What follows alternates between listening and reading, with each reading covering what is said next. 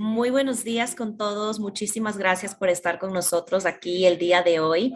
Tenemos un invitado muy especial. Estamos aquí con representantes de EIT Food, esta institución de la Unión Europea. Entonces, cualquier pregunta que tengan sobre este programa, con muchísimo gusto las pueden ir poniendo en el chat para que vayamos organizando las preguntas al final.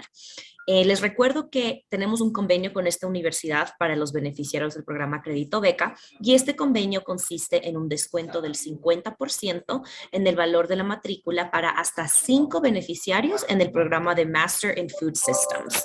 Entonces, si ustedes están considerando postularse a esta universidad y postularse al programa Crédito Beca, tengan en cuenta de este maravilloso convenio que tenemos, el cual consiste en el 50% de descuento en el valor de la matrícula. Les recordamos que tenemos varias actividades esta semana. Si entran a nuestro calendario de eventos en colfuturo.org, podrán encontrar todas las charlas que tenemos planeadas este mes. Entonces valdría la pena que lo revisen. Hoy día estamos aquí con Andreas. Andreas, thank you so much for being here today. We are really excited to hear all about EIT food education. I just reminded everyone about the agreement that your institution has with Colfuturo. So without further ado, I see that Desi has entered our webinar. The floor is yours. If you would like to start your presentation, we are ready. Thank you so much. Many thanks, Bianca. Thank you. I'll kick off, Andreas. Yes. Okay. Good morning, everybody, and thanks for hosting us today. A very quick introduction. So today I've got Andreas with me. So Andreas, he's the academic coordinator of the Master in Food Systems. I myself, I'm the head of education services at EIT Food and also the program manager for the Master in Food Systems. Today we won't have Maarten and Professor Luca Kokelin present, but Maarten is the director of education and Luca Kokelin is a professor at the University of Turin, and he's actually the chair of the Master in Food Systems. So with the next slides, let's start with why we are organizing a Master in Food Systems funded by the European Union. And it's because we are basically moments away before the perfect storm is about to happen. And we would like to avoid that this storm is actually going to happen. And I believe we all have followed the last decades different warnings from scientists on how the climate is changing or how our population gets more and more diet-related diseases like diabetes or heart problems.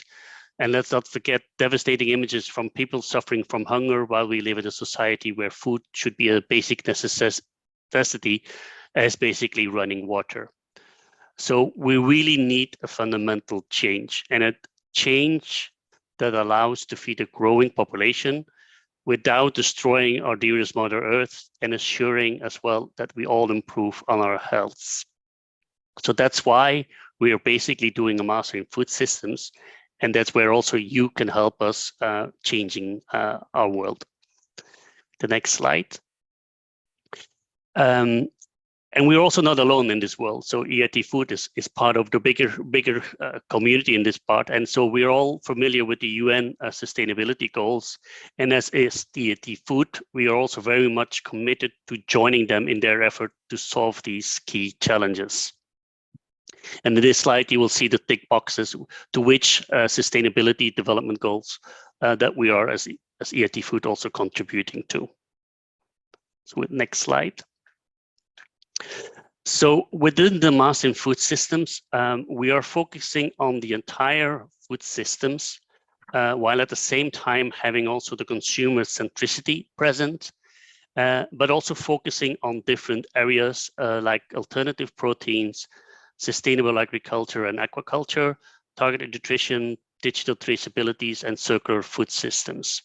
And Andreas will probably mention this later as well when we're talking about how you can follow our program and which different universities are involved.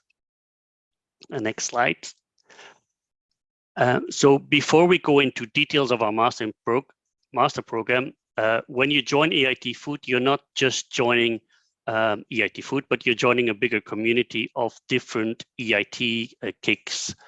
So we are part of the European Institute of Innovation Technology, and together with other EITs like InnoEnergy, Health, Urban Mobility, etc., we really want to drive innovation in Europe by supporting entrepreneurs, innovators, and students across Europe to turn their best ideas into reality, whether that's by starting a new company in the food sector or by being an innovator within one of the bigger organizations, big corporates. So next slide. So as EIT Food, we are the world's biggest community network basically in the food sector, working on to make the food system more sustainable, more healthy, and more trusted. And in Europe, we have our headquarters in Leuven in Belgium, with local offices in the United Kingdom, in Germany, Spain, and in Poland. And our goal is to strengthen with our partners the whole change of the food systems, and basically in a nutshell to avoid the big storm that is coming. We need the next slide. And then we're also already entering into the master's food system. So before I actually then give the floor to Andreas, so I wanted to add as well that our community is really big. So we have hundreds of companies involved, and we're bringing players around the different sector actually around the table. And it ranges from companies like PepsiCo, Nestle and Danone, to universities like the University of Hohenheim and Turin. But also there's hundreds of startup companies involved in our big community. And I'll give the floor now to you, Andreas. Thank you, Daisy. Happy to take over.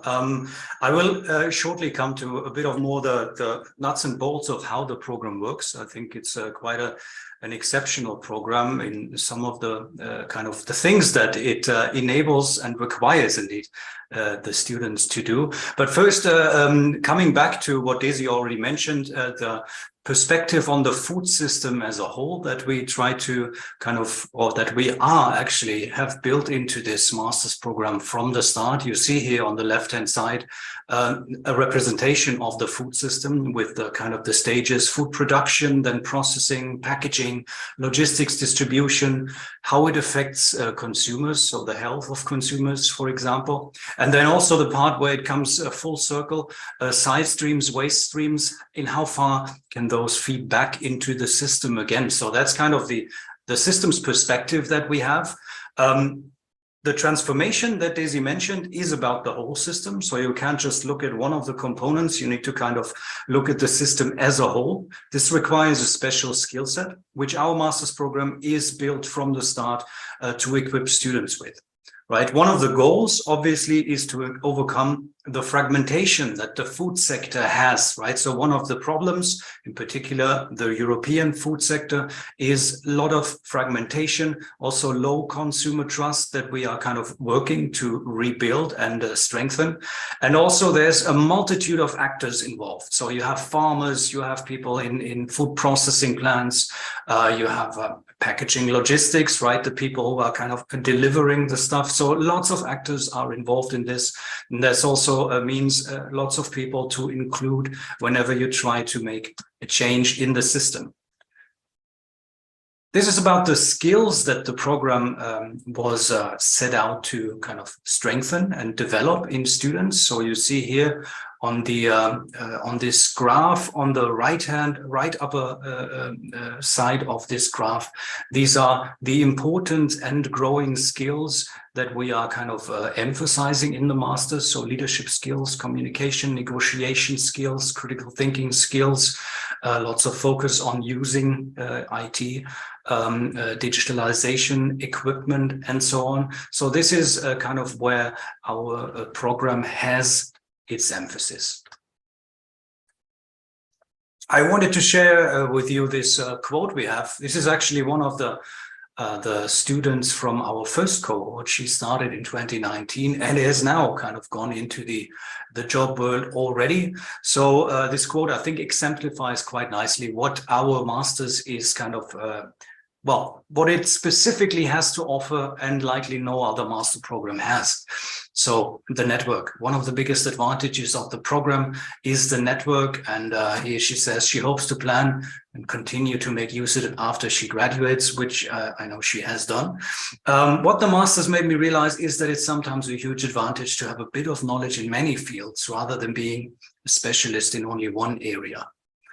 It gives you the ability to look at things from a different, broader perspective, and it puts you in the position of a dot connector. So that's quite important because it's also when you try to kind of understand what the program is trying to do.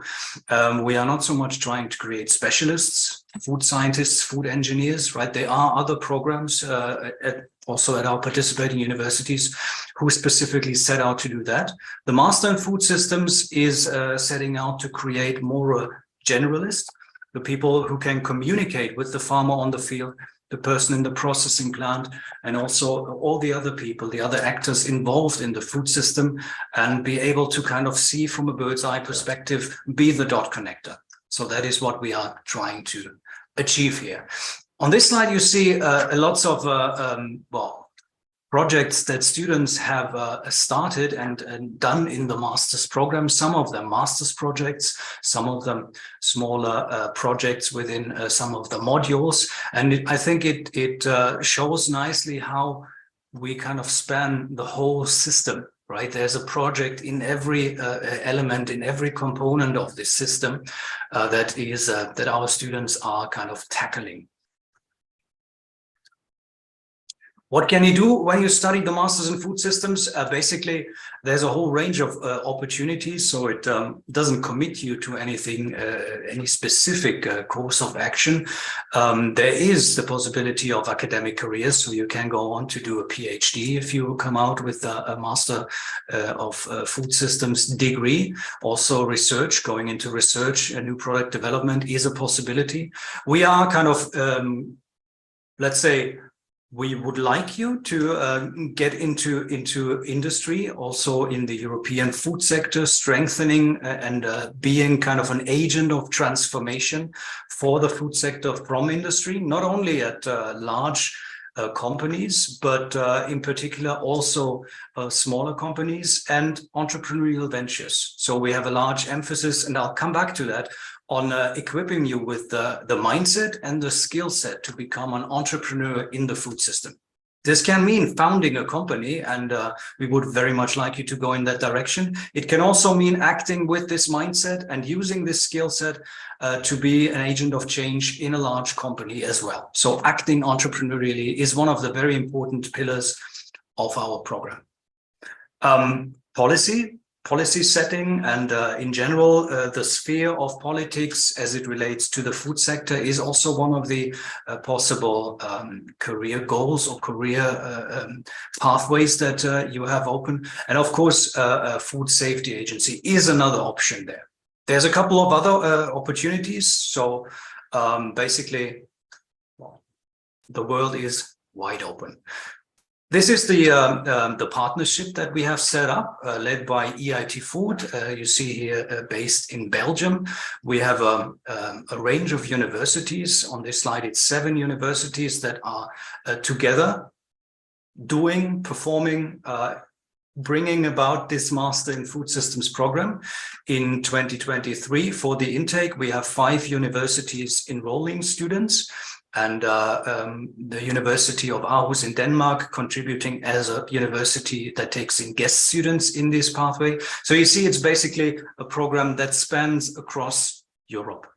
Okay, so when you come out of this program, you will have been at 3 different universities within Europe. You will have experienced 3 different perspectives on the food system, so subject-related perspectives, because each of the universities brings in a different kind of field and perspective in which they excel.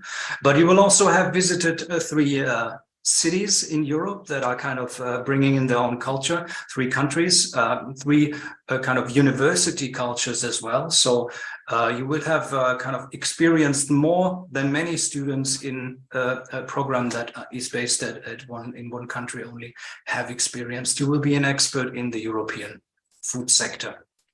That is for sure. The structure of the program. I have just said you will be visiting 3 universities. It starts at what we call the home university. So you will select when you apply for the program a university where you start with, and also 2 other universities that will be milestones within your study path. So when you start at the home university, the important thing to notice that this will also be the university that at the end will grant your degree. Right? So even though 3 universities come in there, the home university will determine the university which grants your degree. It will be from that university. And it also means in the 4th semester of your studies, you will come back to that university to write your thesis, to start your thesis project. Okay. In the 2nd semester, you rotate to another university, depending on the path that I'm going to come to in a second, the different options that we have. This is your first mobility track, right? And in the 3rd semester, you have again a change, your 2nd mobility track at the 2nd host institution. So this is kind of the university components that you have. We call these tracks. On top of this picture here, the yellow boxes that you see, they are very special to our program. They are modules that the whole partnership has developed and is running jointly together. So in the 1st semester, you see this introduction to food systems. This is a module specifically designed to give you this kind of bird's eye perspective of the whole system. It's a module we run online as an online module via our learning platform Canvas. And the entire cohort of students, regardless at which university they start, are enrolled in this course. And kind of this is the first opportunity for all students to get to know each other and experience jointly what it means to look at a food systems perspective systematically as a system and not just as separate components. In the 2nd semester, the yellow box you see here is a module called Entrepreneurship and Innovation in the Food System.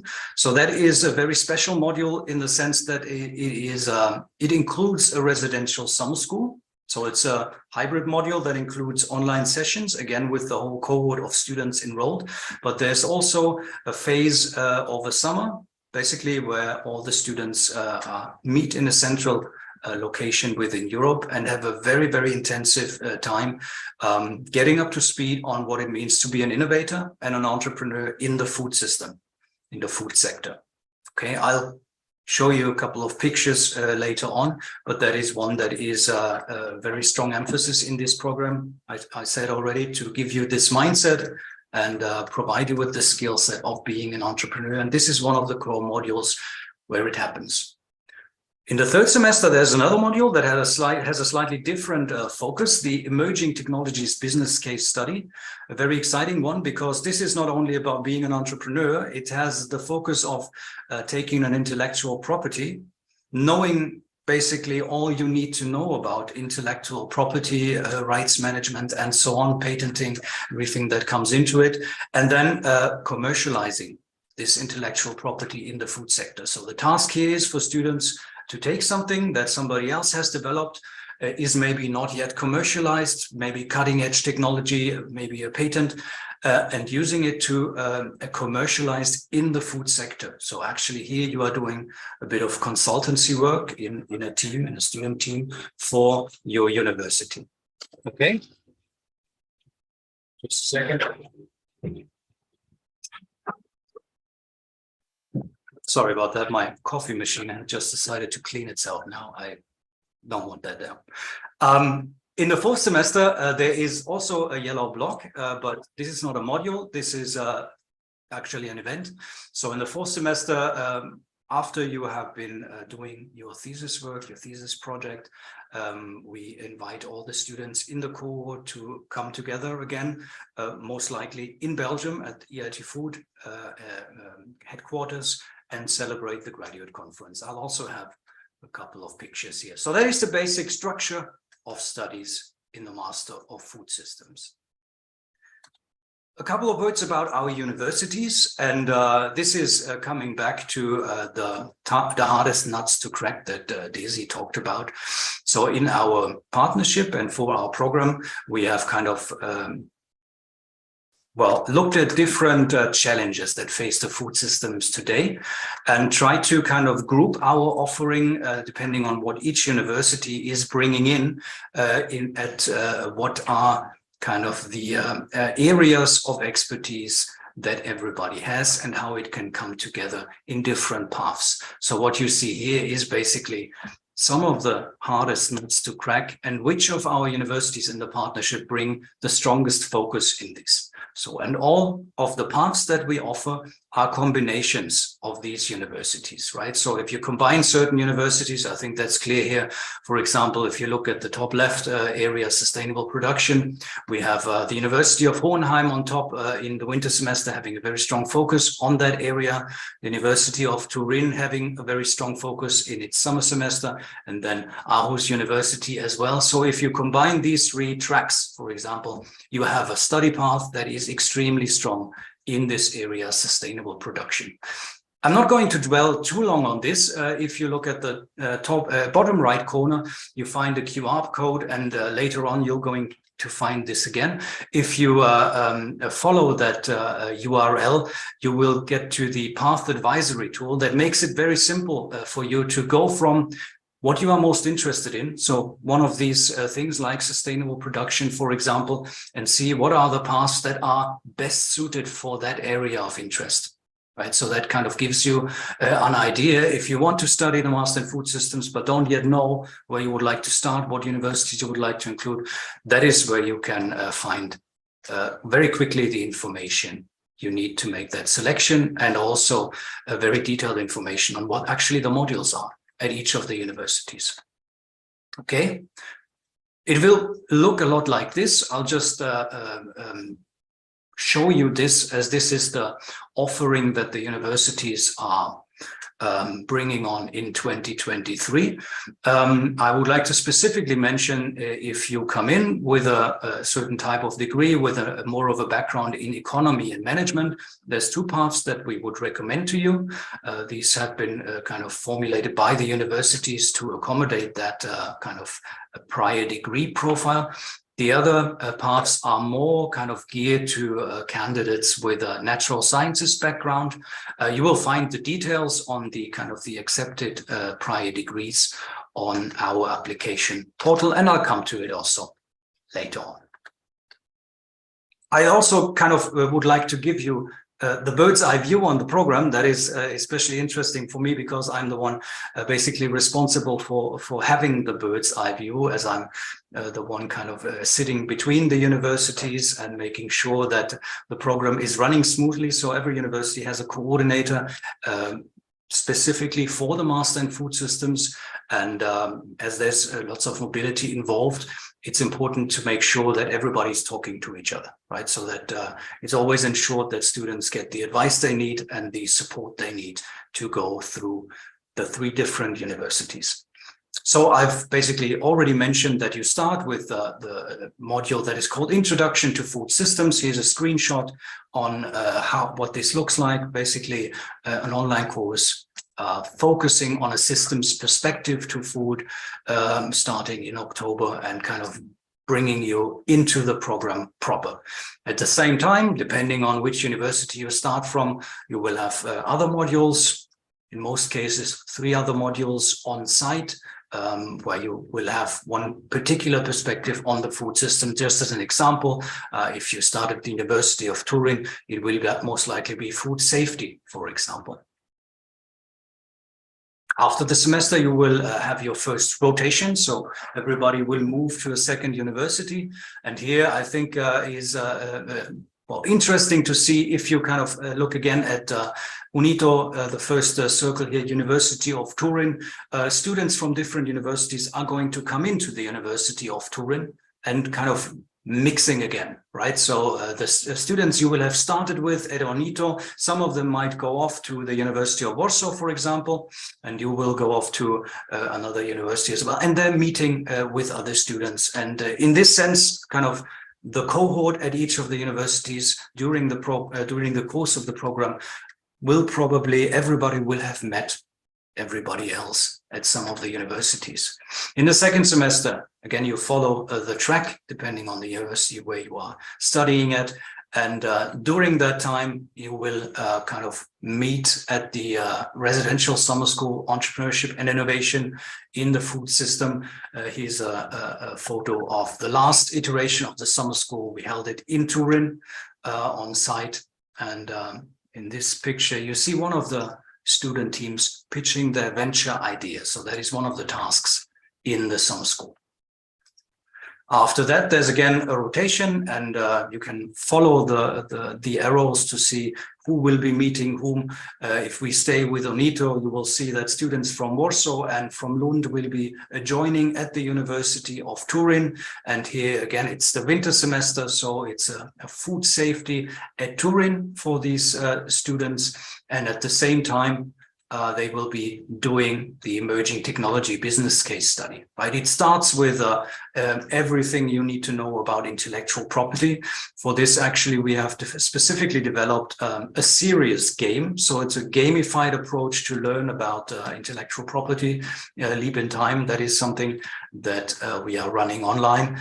And at the same time, you will have a team-based long-term project throughout the semester, which will kind of end with you pitching a commercialization plan to the original inventor of the IP that you have been getting, and also to the university of what to do, how and whether to commercialize in the food sector. The last rotation starts after this semester. You go back to the home university. Most likely you will be starting an internship, right? Ideally, an internship that is connected to your thesis project. So that is also one of the strong emphasis in this project, is kind of to get you in contact with industry. There's a number of opportunities for that throughout the program, right? But this is where it's supposed to culminate in your thesis project, supervised by your home university, possibly also by one of the host university, depending on the agreement and the supervisor, and also then mentored by industry or whoever you have happened to be in contact with throughout your studies. So that's that perspective. Yes, and obviously what then everybody is looking forward to is at the end of the study, the final meeting at the graduate conference, where again, we'll have the opportunity to, well, some of the students will have the opportunity to present their thesis projects, right? We have an award process where judges from industry evaluate all thesis projects. The most relevant ones will have the opportunity to present at the graduate conference, and in that way get a bit more recognition, and everybody else will just be celebrating. That's the idea here. And here you see, actually, that is the first cohort finishing in 2020. Good. A few of the details on the application process. We have an application platform. It's mfs-apply.eitfood.eu.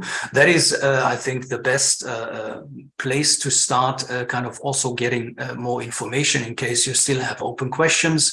Obviously, after our Q&A afterwards, you have the opportunity to ask them. But in any case, I would recommend to every one of you who is thinking about getting in to register on this portal. That way, you get all the messages and reminders about deadlines or additional events that you might find helpful. Once you decided to start your application, the first thing you do is you select study paths, right? You can select as many of them as you like, but be careful with prioritizing in the way, select the path that you find most interesting first. We will try in the end, in the processing of the applications, to give you the best offer possible, and we will assume that the first path that you select is the one that you would like to study most. Make sure you check the admission requirements. So you need a prior degree, and we need obviously your diploma of the prior degree. If you don't have the diploma yet because you are still studying, hand in what you have, the transcript, for example, that gives us a list of the modules and your grades so far. We can also work with that. You also need to bring a level of English that is equivalent to the B2 level of the Common European Framework of Languages. The simplest way to do that is to do either a TOEFL test above 90 points or an IELTS test above 6.5. That is the most straightforward way of doing this. In some cases, if your path includes a semester in the UK, it will also be mandatory to choose one of these, because otherwise you will have trouble getting a visa to the UK.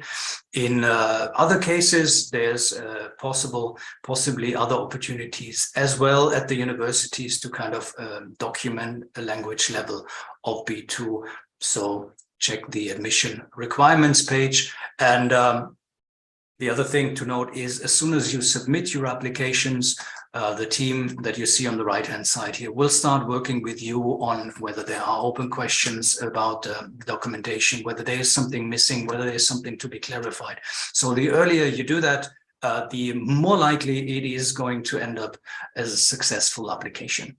Once you have submitted, we start screening the application, and at some point we will invite you for an interview, a selection interview. In this interview, we will screen all candidates for what we call entrepreneurial potential. So that is one selection criterion specific to this and specific to EIT labeled programs, right? We have to make sure that the candidates we take on have the potential to, well, be entrepreneurs in the sense that they have the necessary mindset and also are able to build up the skill set.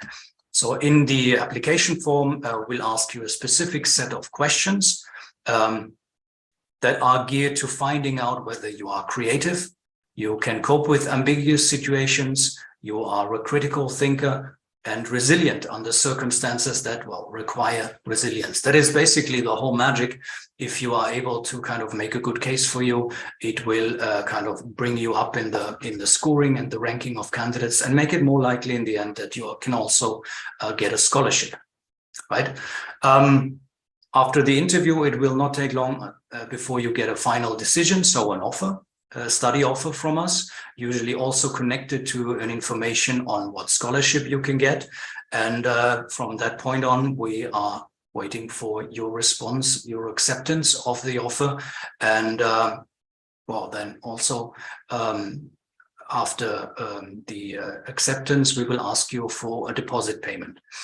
That will depend on the offer you get, on the scholarship that we offer you. And in general, the participation fee for this program range between 9,000 euros per academic year and 18,000 euros per academic year. Okay, Daisy, would you like to add something at this point? Not at this point, no.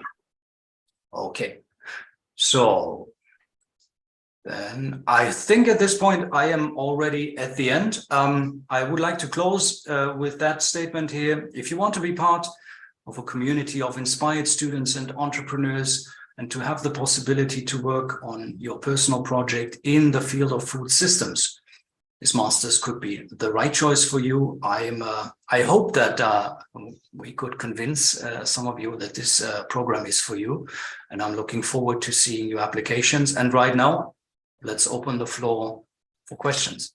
Thank you so much, Andreas. We do have a question, and to everyone that's online, if you have any questions about the institution or anything about the requirements, please feel free to put them in the chat and we will answer them along the way. So this question is about the 50% tuition waiver. So Adrian, this is for people that, you know, they get the Programa Crédito Beca, and it is for 5 beneficiarios. So Andreas or Desi, I don't know if you would like to explain how you choose. Let's say that you get 10 or 12 people that are selected with Colfuturo and with EIT Food. How do you select the 5 people that get the benefit? So we do have a ranking system.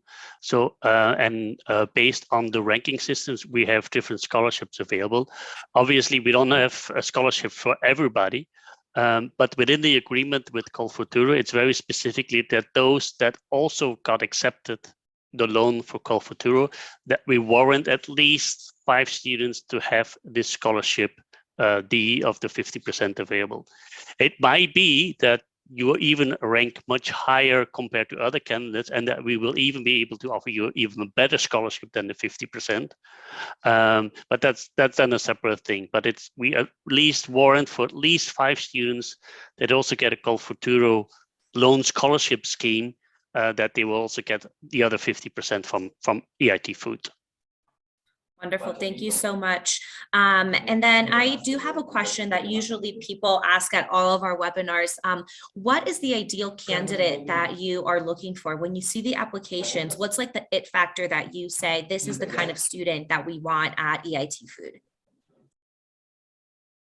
You want to go ahead with this one, Andreas? Yes, I see you with a big smile.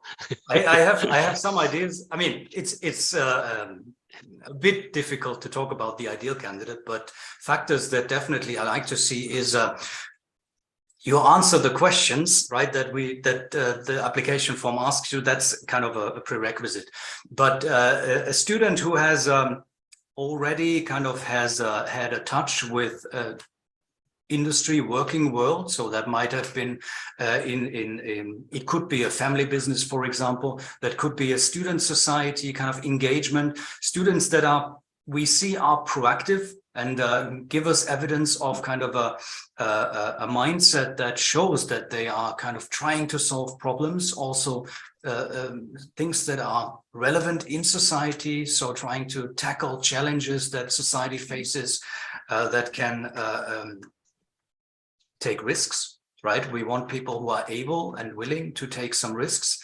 In particular, since our program going from one university to the next and going through 3 different countries, you need to kind of be one person to be able to manage, right? So it's connected to getting visa, it's connected to being in contact with authorities, all these things. So the type of student candidate that we want is one where we see, okay, she or she is up to that challenge. And that is kind of also how we built our application form and our ranking system. Obviously, being a good communicator comes into this, in our case, in English. So that is very relevant. That extends about oral communication skills, right, which we also evaluate in the selection interview. It doesn't mean that you speak perfect English. I do need to know that. It means that you are effective in bringing your point across and kind of being in conversation. That is the one that counts for us. And it also extends to kind of being able to write, because in the end you write a thesis in English, and that needs kind of a level that is acceptable on an academic writing level. That is certainly absolutely the case. With your prior degree, depending on what you come in, it will count in our ranking. So your prior degree grade is one of the ranking factors. It is not an exceptionally large one, though. There are other things that come in. So the entrepreneurial potential bit, where we also pick this up in the selection interview, is also really important. Thank you so much. Oh, Desi, go ahead. I'm sorry. Yeah, I would actually add that the type of person, other than what Andreas has said, what kind of background you really need is that we're basically looking for the future change makers, those that are so passionate about about food in general, but really want to make a better world, and basically sometimes maybe step across the borders like that. This is also where the dot connector comes in, by connecting the different elements of the food system. Maybe you're gonna cross some boundaries which were previous not so clear for other people, but you just cross those ones and really change the way we are basically producing and consuming our food. Perfect. Thank you so much. And Andreas, you mentioned something about, the whole visa process. This is something our students are always asking about as well. What does a student visa process look like? What is something that Colombian students need to keep in mind when they are applying for their student visa in order to go to EIT Food? So it's a bit difficult to kind of give a blanket answer to this, because visa processes differ slightly from one country to the next, and the ones in the best position to support in this are actually the coordinators at each of our home universities, right? So in general, most of our study paths start in Europe. except for the ones at the University of Reading. Obviously, they start in the UK, and the visa process in the UK is also slightly different, obviously, since the UK is no longer part of the EU. In general, there are a couple of differences in terms of the financial requirements for a visa. In some of our countries, you have to, I mean, in all of the countries, I think you have to prove that you are financially able to support yourself throughout your studies. In some of the countries, you need to do that by creating a blocked bank account, for example, and kind of putting a certain amount of money on that account to be able to obtain a visa. That is one of the financial requirements, and I think that is probably also the most, let's say, complicated one. If there's one advice I could give is start yesterday. I mean, it's really important to immediately start with the process, because it does take a lot of time. Absolutely. Thank you so much, Stacey. Well, it looks like we don't have any more questions, but to everyone that is online, we will be sending out the recording, and we will be sending this along with the follow-up message with contact information to either Desi or Andrea. So if you have any questions that come up later on in your process, definitely feel free to reach out to them. I also want to remind you that we do have many events coming up, so feel free to look at our events calendar on Colfuturo, on the Colfuturo website. And remember that the deadline for our Programa Crédito Beca is coming up. The deadline is February 28th. So if you are interested in applying to EIT Food and applying to Programa Crédito Beca, know that you have until February 28th to apply to Programa Crédito Beca. Andreas and Desi, thank you so much for being here with us today. We really appreciate your time and getting to know such wonderful things about your institution. I hope you two have a wonderful day, and we will see you at our next webinar. Thank you so much. Thank you very much. Yeah, thanks for Bye. having us Thank here. Bye-bye. you.